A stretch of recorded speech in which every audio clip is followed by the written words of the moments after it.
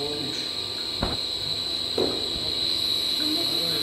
Yok onlar ben dedim hani böyle sertlik istiyorsanız yavaş çekeceğiniz dedim. Tamam dediler. Evet.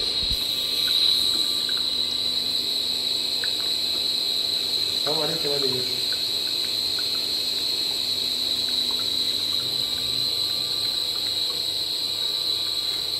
Olmuş.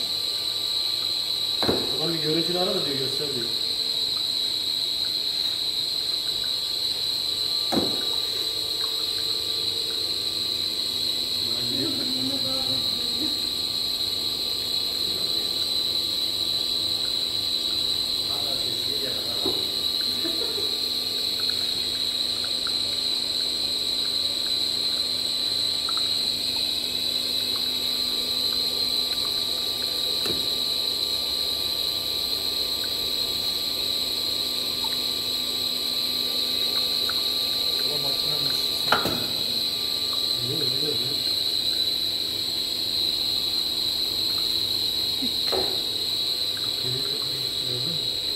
Bir de şu tarafa dolanayım mı?